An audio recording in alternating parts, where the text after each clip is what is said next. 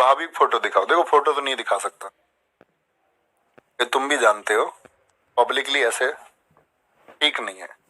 जिस दिन तुम्हारी भाभी हो जाएगी उस दिन फोटो भी दिखा देंगे, प्रॉमिस है। इतने समझदार तो तुम हो, ऐसा फोटो नहीं दिखा। बोलो, तो चलो उनके घर कोई बता दे जाकर के, दे देख लो तुम्हारे क्लास में फोटो चल रहा है। उनके घर बता दे कोई। चलो अब आप लोग क्वेश्चन पूछ सकते हैं, जो भी कोई क्वेश्चन है। देखो मेरी स्टोरी सुनो, मेरी स्टोरी कितनी सी। हमारा गांव है सिकंदराबाद, जिला बुलंदशहर। यहाँ जहाँ स्टूडियो है यहाँ से 18 किलोमीटर दूर है हमारा गांव। और 18 होगा पक्का, 18 से 19 किलोमीटर है। ठीक है, 18 ही पड़ता है, मतलब 2 रास्ते हैं, 1 से 18 है। हमारे पिताजी किसान है, मम्मी हाउसवाइफ है, और 5 भाई बहन है हम। 5 भाई बहन में सबसे बड़ी हमारी दीदी है, फिर हमारे भाई हैं बड़े, फिर मैं हूँ, और फिर मुझसे छोटी 2 बहनें हैं। बड़ी बहन जी हमारी टीचर हैं, गवर्नमेंट टीचर। और मुझसे बड़े भाई जो मेरे हैं वो दिल्ली पुलिस में हैं। फिर मैं हूँ, मुझसे छोटी बहन एक टीचर है, और एक बहन हमारी ऐसी है जिसका पढ़ने में मन नहीं था थोड़ा, तो वो हैंडीक्राफ्ट वगैरह में उसका मन था। उसने बोला भैया, उसने मतलब पापा से ही बोला कि मेरा पढ़ाई में ज्यादा मन है नहीं, तो वो अपना हैंडीक्राफ्ट वगैरह। ठीक है, तो ये तो हुआ हमारा, मतलब हम लोग कर क्या रहे हैं। हमारे घर में 2 लोगों की शादी हुई है, बड़ी बहन जी की, हमारी बड़े भैया की, और मुझसे छोटी बहन जो है उसकी शादी हो चुकी है, और अब जो और उससे भी छोटी है फिर उसकी शादी हो। तो ये मैंने ही तय किया है कि ये मेरी नैतिक जिम्मेदारी है कि पहले, क्योंकि हमारे पास पहले साधन नहीं थे बहुत। हमारे पिताजी किसान रहे, तो हमारे चाचा, हमारे पिताजी और हमारे बाबा जी, 3 हिस्से थे हमारी जमीन के, और 3 हिस्सों में से तीसरा हिस्सा आप समझ सकते हैं जमीन का, और उसमें 5 बच्चों को पढ़ाना, ये अपने आप में एक टास्क है। अब आप बोलेंगे जी अंकल जी ने 5 क्यों करे थे, तो पहले लोग कर लेते थे। स्थिति ऐसी आई कि 5 लोगों को जब बहुत अच्छा पढ़ाना हो, या तो यह कि बहुत बेसिक्स पढ़ाई हो सबकी, जैसे हमारे भैया की तो लगभग बेसिक्स पढ़ाई हुई है, लेकिन हमारी बहन जी की बीएड वगैरह उन्होंने की सब कुछ। और मेरी इंजीनियरिंग हुई तो उसमें भी मैंने एजुकेशन लोन हमारा लिया गया। एजुकेशन लोन भी बाद में मतलब पटाया गया, वो किसान क्रेडिट कार्ड निकलवा करके। कहने का मतलब है कि बहुत सारे लोन्स थे, और फिर दीदी की शादी हुई तो एकदम से पैसे इतने सारे कहीं से हमारे पास आए भी नहीं कि कोई ऐसा सोर्स हो कि इनकम का कोई सोर्स हो, क्योंकि सब कुछ खत्म ही था। फिर एक कर्जा वो भी था, और फिर भैया की जॉब लगी हमारे भाई दिल्ली पुलिस में 2012 में। उनके भी सारे पैसे, मतलब उन्होंने कभी, कोई इतने साधारण व्यक्ति आप देखते होंगे, अंकित भैया के साथ में अक्सर दिखते हैं वीडियो में, चेतन शर्मा नाम है। तो कहने का मतलब ये है कि बहुत सारे सोर्सेज नहीं थे, उनके भी पैसे घर में ही खर्च हुए सारे। वो इतने साधारण हैं कि उन्होंने मतलब कभी कोई पैसा, शायद मुझे नहीं लगता अपने पर्सनल, किसी लोग बोलते ना अपने पर्सनल खर्चे पे कोई खर्च कर लेता है, तो उनका शायद कोई ऐसा खर्चा है ही नहीं। तो सब कुछ कर दिया, और हम सब की एजुकेशन के पीछे हमारी जिम्मेदार थी बड़ी बहन जी। और इसको मैं इसलिए कहता हूँ कि शिक्षा बहुत जरूरी है। अगर वो शायद नहीं पढ़ पाती, वो शायद बहुत अपने लिए मेहनत नहीं करती, तो हमको नहीं पढ़ा पाती। तो वो गांव में 80 से 100 बच्चे, मतलब दिन छिपे, हमारे घर मतलब लाइट भी नहीं थी, और वो दिन छिपे तक ऐसे हम, मतलब कॉपी चेक करवाने में हम भी रहते थे, जोड़ घटाने करवाने में छोटे बच्चों को, तो मतलब बहुत जोड़ दो देख के कॉपी देखनी पड़ती थी, और तब वो पैसे आते थे। और शायद जितना मुझे याद है अपनी याद में, कि हमने जो नए कपड़े पहनने शुरू किए, जैसे एक बेसिक मेमोरी होती है ना, कि जैसे मुझे बचपन तक की अपनी सारी चीजें याद है वैसे, लेकिन एक बार ये होता कि कभी बुआ कपड़े ले आई, कभी कोई ले आया। पहली बार खरीद के अपनी चॉइस से हमारी बहन जी ने हमें कपड़े दिलाए। वे कुछ खरीदना है तो वो इतना हमारे लिए करती थी, अपने लिए उन्होंने कुछ नहीं किया। और आज भी मतलब उनकी शादी हमारे घर से कुल 7 किलोमीटर दूर ही हुई है। और भाई साहब हमारे, मतलब हमारे यहाँ भाई साहब बोलते, जीजा जी को बड़े अच्छे आदमी हैं, और सज्जन है, हमारे बड़े भाई की तरह हैं, और बहुत जबरदस्त आदमी, इम्प्रेसिव। दूसरी बहन के हमारी हस्बैंड है, वो भी बहुत अच्छे हैं, वो इंडियन आर्मी में है, आपका पोस्टेड चल रहे हैं वो कश्मीर। तो ये तो घरेलू एक स्ट्रक्चर हुआ। तो इसमें हम पले बढ़े तो दबाव होता है एक, कि भाई तुम्हारे ऊपर घर की जिम्मेदारी है, कर्ज जैसे हालात है, और 2 भाइयों में से एक भाई जब सफल हो जाए तो उम्मीद की जाती है कि दूसरा भी हो जाए, जिसकी एजुकेशन एक अच्छी हो, किसी ने इंजीनियरिंग कम से कम कर रखी हो तो वो सफल हो। तो हमारा क्या हुआ कि जब जैसी ट्वेल्थ के बाद एक शौक था, बहुत घर बोला मैंने कि मैं इसमें कॉमन ग्रेजुएशन करूंगा। कुछ पैसे का कारण भी था, भी पैसे हमारे पास इतने हैं नहीं कि हम इंजीनियरिंग करें एजुकेशन लोन पर। डर लगता था इन चीजों से, और अपनी अगर बात करूं बहुत ज्यादा समझ भी नहीं थी। लेकिन मैं अपनी उम्र में जो मैंने देखा, मैं अपनी उम्र से ज्यादा समझदार ही हमेशा रहा। कभी कोई ऐसा फॉल्ट नहीं था, कभी हमने कभी कोई गलती नहीं की। एक गलती जिसको मैं आपके सामने पहले ही पेश कर चुका हूँ, वो गलती भी नहीं थी, वो तो बस एक छोटे बचपन 8वीं क्लास में ऐसे ही हमने कोई चिट्ठी दे दी। उसको तुम इग्नोर कर सकते हो, मतलब अगर गलती मानना है तो गलती मान सकते। फिर ऐसा हुआ, ये जिम्मेदारी आ गई, तो अपना ख्वाब था कि भाई यूपीएससी देंगे। और बड़ा मुझे रिसर्च का बड़ा शौक था। मैं 6ठी क्लास से 12वीं तक स्कूलिंग, मेरी 12वीं क्लास तक मैं अग्रसेन इंटर कॉलेज में पढ़ा हूँ। और अग्रसेन इंटर कॉलेज मतलब हम साइकिल से आते थे। 6ठी क्लास तक मुझ पर साइकिल चलानी आई नहीं, 7वीं से मैंने सीखी, तो भैया मुझे लेके गए, एक ही स्कूल में हम थे। फिर 6 साल में स्कूल साइकिल से। पढ़ने का जुनून इतना था कि हमारे प्रिंसिपल थे समय सिंह, मतलब आप कह सकते हैं मतलब एक डिप्टी प्रिंसिपल थे वो प्रिंसिपल तो हमारे वीरखेड़ा गांव के थे। और बाद में हमारा प्रिंसिपल बने आपका, उनका क्या नाम था, बीगेपुर के प्रिंसिपल थे सतपाल सिंह अधाना जी। तो स्कूल जाते रहे। पढ़ाई का इतना शौक था, कार्बनिक रसायन 11वीं क्लास में ठंड के टाइम पर, और मैं कोहरे में अपने साइकिल के स्टीयरिंग पर कार्बनिक रसायन पढ़ते हुए जा रहा था। तो हमारे मास्टर जी साइड में आ गए, समय सिंह जी, उन्होंने प्रेयर ग्राउंड पर मुझे सबके सामने बुलाया। बोले कि ये लड़का किस दिन सड़क पर मर जाएगा। मैंने इसको 3-4 दिन देखा है साइकिल पढ़ते हुए जाता। और फिर मतलब इतना जीएस वीएस का इतना पढ़ने का शौक था। 6ठी से 12वीं तक जितने भी कंपटीशन हुए, चाहे वो भारत को जानो हो, चाहे रोटेट के वो छोटे छोटे जीएस के कंपटीशन। और भारत को जानो के बारे में अगर आप में से बच्चे जानते होंगे तो स्कूल लेवल से बच्चे सेलेक्ट होकर के फिर सीबीएसई बोर्ड, यूपी बोर्ड, वो कंबाइंड था। फिर जिले से बच्चे चुने जाते थे, जिले के बाद में फिर मंडल पर, और मंडल के बाद में फिर राजस्थान सेंट्रल एग्जाम होता। तो मैं क्वालिफाइड हूँ, ठीक है, उसमें प्रथम स्थान में रहा। और बहुत वो माइक पे होती थी, ऐसे लिखित परीक्षा नहीं होती थी, माइक पे आपको क्विज में आंसर देना होता था सामने लाइव तुरंत। ऐसे ही चलते रहे। मतलब जीएस का बड़ा अच्छा था, तो बड़ा रिसर्च का शौक था। साइकिल पे गए तो रेल पे अगर देखा टीयर 2 क्यों लिखा हुआ है, हर चीज का बड़ा शौक था। कॉलेज में 4 साल में हमने पढ़ा सिर्फ और सिर्फ लाइब्रेरी में कंप्यूटर पे गूगल पे जाके चीजें ढूंढना, ये क्यों होता है। दिमाग में दुनिया में कहीं खंबे पे कुछ लिखा दिखा, दीवार पे कुछ लिखा दिखा, हर चीज के बारे में रिसर्च की, ऐसा क्यों नहीं होता है। बड़ा मतलब एक व्यक्ति होता है ना जिज्ञासु, तो मुझे लगता है मैं हद से ज्यादा जिज्ञासु हूँ किसी चीज। इतनी भी टिपिकल चीज होगी मेरे सामने आएगी तो पहले मैं उसको जानूंगा। मेरे पास डायरी रहती है, मैं नोट कर लेता हूँ मुझे इस चीज के बारे में जानना।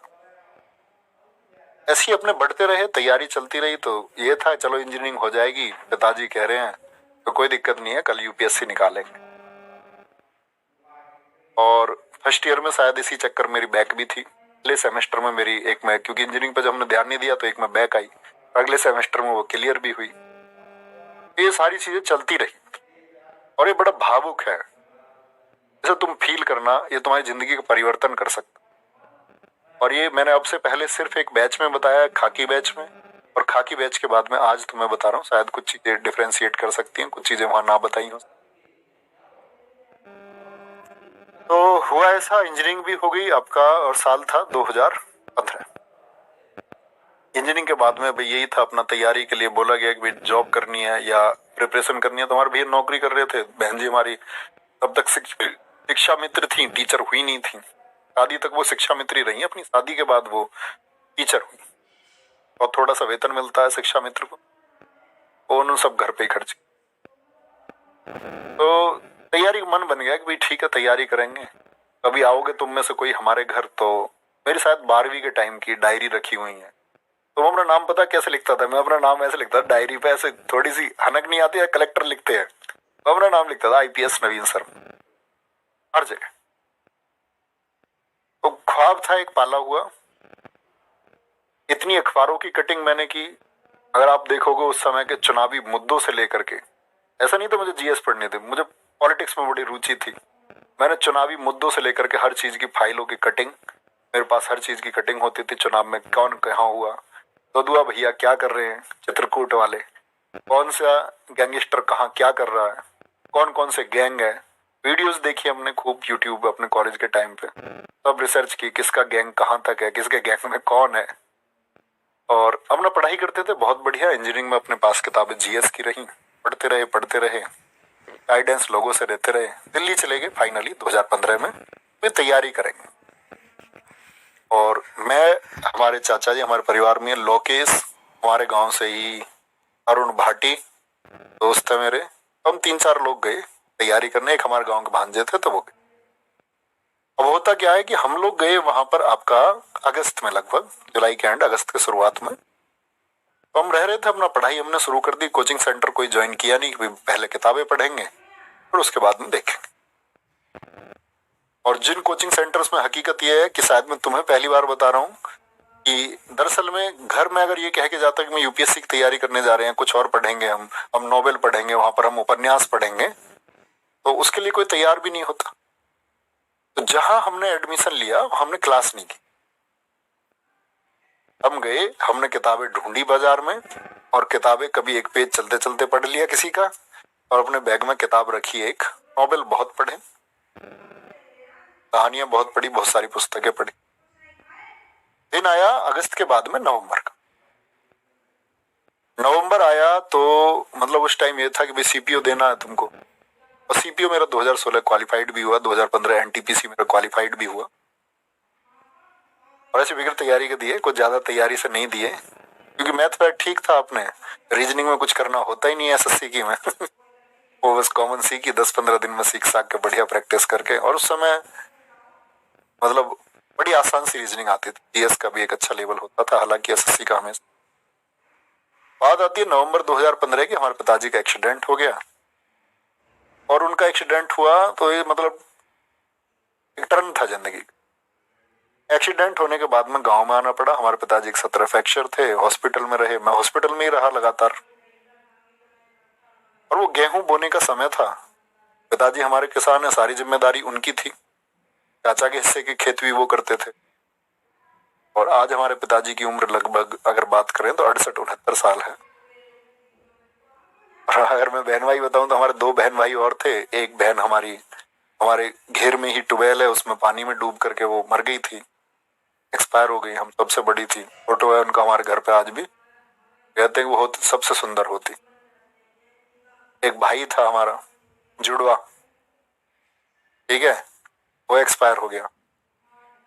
तो बहुत सारी चीजें हुई, और फाइनली ये हुआ कि हम आकर के वो खेत हमको बोने पड़े, क्योंकि पिताजी के वो मतलब लंबा रेस्ट बता दिया, यहाँ से हॉस्पिटलाइज करके फिर दूसरे हॉस्पिटल में रहना है, इतने दिन रहना है, 2 महीने का रेस्ट है उनका। मैं कहा हम करेंगे। जब मैं गांव में पहुंचा तो मैंने गांव में पहली बार ये सोचा कि मैं पढ़ाना शुरू करूं। 2015 की बात में। तो मैंने बच्चों को 10th 12th के जो बच्चे ट्यूशन पढ़ते थे, मैथ और साइंस के ट्यूशन सब पढ़ते हैं, इंग्लिश में पढ़ाता था, मैथ साइंस पढ़ाता था। गांव में मतलब मल्टीवर्स टीचर चल जाता है, एक सब्जेक्ट पढ़ा सकता है। तो उसमें क्या हुआ कि हमारे गांव से बच्चे अलीगढ़ पढ़ने जाते थे, और अलीगढ़ में नकल बहुत होती है, यूपी में प्रसिद्ध है। हमारे गांव से लगभग हर साल 50, 60, 70 लड़के अलीगढ़ से 10वीं और 12वीं पास होते थे। तो पहली बार मैंने लोगों में प्रचारित किया कि आपको अलीगढ़ जाने की जरूरत नहीं है, मैं आपको पढ़ाऊंगा, है ना, और आप यहीं कहीं से लोकल स्कूल से फॉर्म भरो, कहीं अलीगढ़ जो 10, 12, 15 हजार रुपए आप देते हो देने की जरूरत नहीं है। फीस मैं 300 रुपए लेता था पर हेड एक बच्चे से। तो कहने की बात है, बच्चे मेरे पास पढ़ने लगे, उनको दिखा कि ये लड़का मेहनत करता है, तब ने भेजा गांव में, क्योंकि हमारी बहन जी पहले पढ़ाती थी, तो आप समझ सकते हो पृष्ठभूमि थी कि ये लोग पढ़ाते हैं। अब उस पढ़ाने में क्या हुआ प्यारे बच्चे, कि कुछ ऐसी इमेज बन गई कि आप लोग जानते हैं कि अध्यापन एक सम्मान की चीज है, और आपका सम्मान बढ़ता है, नो डाउट। यही हमारे साथ हुआ, और यही चीज हमारे लिए नेगेटिव भी हुई। गांव में एक पक्ष मतलब वो चीजें पुरानी हो चुकी हैं, सॉल्व आउट हो चुकी है वो चीजें, पर मतलब एक बस ये सच्चाई के नाते है, किसी वैमनस्यता के नाते नहीं है। तो उन लोगों को ये चीजें खरी नहीं उतरी हैं, तो उन लोगों ने बहुत सारी साजिशें की, प्लानिंग की, ऐसा नहीं होना चाहिए। और उसी प्लानिंग में क्या हुआ, वो ईर्ष्या बढ़ते बढ़ते इतनी बढ़ गई कि उसमें लोगों की बदतमीजी हमारे खिलाफ,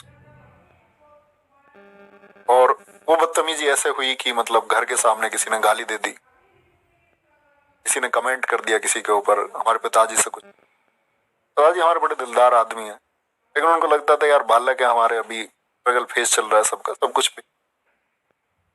मुझे इतना टॉर्चर किया गया 6 महीने तक लगातार कि मैं किधर से निकल के भी जा रहा हूं तो मेरे ऊपर मतलब ऐसे टिप्पणी की जा रही है, और उस टिप्पणी की मतलब सीमाएं होती हैं, वो सीमाएं पार होते, वो टिप्पणी मतलब बहुत ज्यादा हो गई। और आप लोग समझ सकते हैं इस बात को, क्या बताऊं, मतलब उस चीज से चीजें खत्म हो गई। एक दिन ये हुआ कि हमने ये तय किया कि हम अपनी पढ़ाई वढ़ाई जो कुछ अपने सपने हैं सब कुछ छोड़ देंगे, हम पहले इस बदलाव के लिए लड़ेंगे कि आखिर ऐसा होता ही क्यों, क्यों किसी बढ़ते व्यक्ति को रोका जाता है, क्यों ईर्ष्या पैदा होती है। तो हम उस ईर्ष्या से टकराने के लिए खड़े हो गए, या तो हम खत्म होंगे या ईर्ष्या खत्म।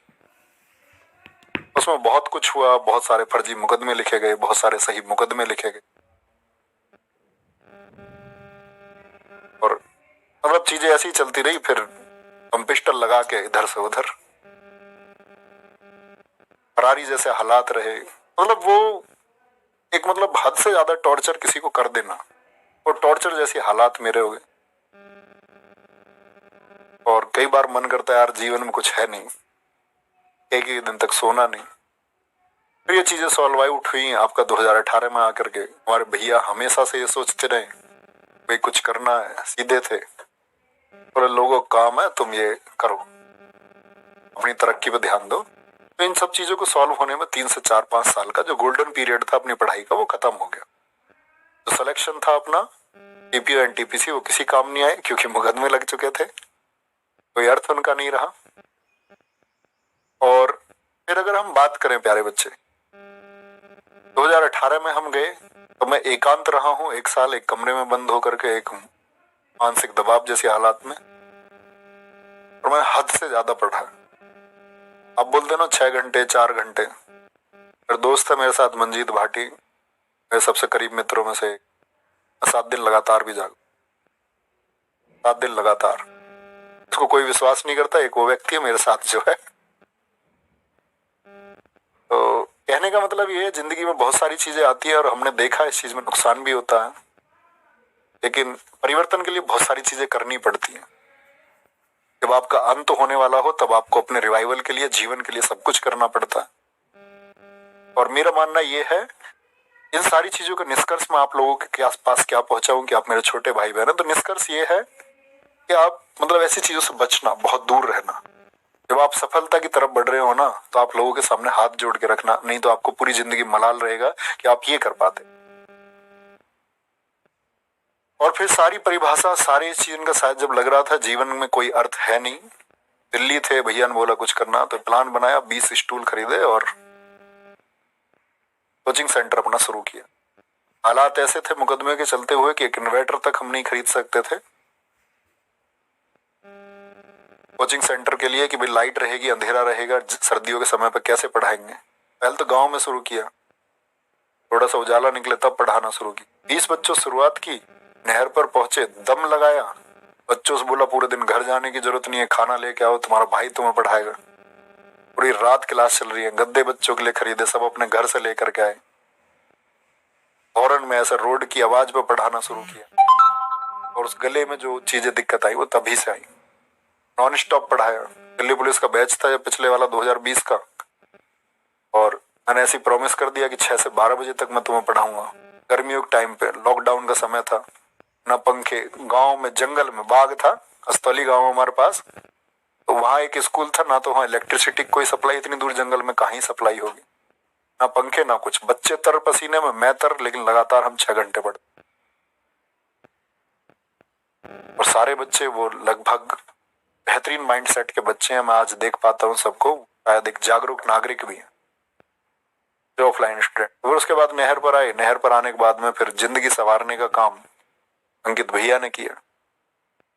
उन्होंने बोला कि हमारे यहाँ से एक हिस्ट्री के टीचर चले गए थे, बोले कि नवीन अगर ये कर पाए, तो उस समय ये था कि मैं 6 आपका पढ़ा रहा था, 6 घंटे तो मेरे भैया ने हमारे ने कहा बड़े ने कि वहां से ऐसे पढ़ाना है।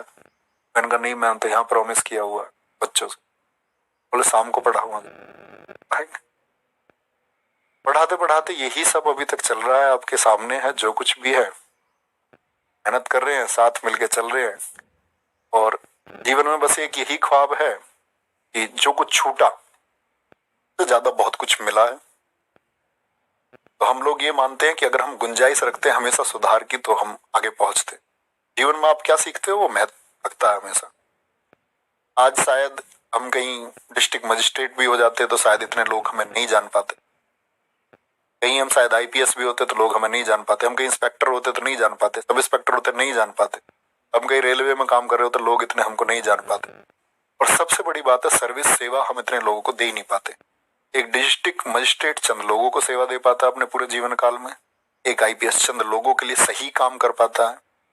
एक सब इंस्पेक्टर ना के बराबर लोगों के लिए सही काम कर पाता है अपनी जिंदगी में, राजनीतिक दबाव के चलते हुए। लेकिन मुझको लगता है कि हम लोग जो काम कर रहे हैं पर कोई ना तो कभी दबाव बना सकता है और हम हजारों घरों की जिंदगी संवार सकते। उस दिन प्रण किया कि अपना जिंदगी, जिस दिन वो मैंने 20 स्टूल खरीदे, कि हम कभी ना तो कभी कोई फॉर्म भरेंगे, आगे केस मुकदमे सब खत्म हो गए, लेकिन हमने डिसाइड किया हम पूरी जिंदगी अब अध्यापक रहेंगे। Teacher means teacher. ऐसा नहीं कि अपनी तैयारी करेंगे नौकरी लग जाएगी, नौकरी करेंगे, बच्चों को आज पढ़ाएंगे कल नहीं पढ़ाएंगे, परसों चैनल बदलेंगे। नहीं, एक जगह पढ़ाएंगे, अपने अंतिम क्षण तक, अंतिम सांस तक पढ़ाएंगे। बच्चों में वैल्यूज डेवलप करेंगे, बच्चों को सिखाएंगे कि शिक्षा क्या महत्व है। सब कुछ चल ही रहा है, कोई दिक्कत नहीं है। और बाकी अगर बात करते हैं, वे बच्चों तक तो हम है ही, जिंदगी हम संवार पा रहे हैं। और एक चीज होती है धन, के बारे में शायद कभी कोई ऐसा पंथ रहा नहीं। इसके बारे में हमारे चैनल के ऑनर जानते हैं कि धन से मेरा कितना लेना देना है या कितना नहीं है। वो चीजें मैं आपके पास डिलीवर करूं तो वो शायद एक झूठ होगा, सत्य होगा, तो कभी उससे कोई वास्ता।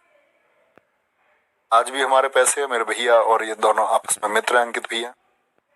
मैं मेरे जो भी पैसे मेरे भैया के पास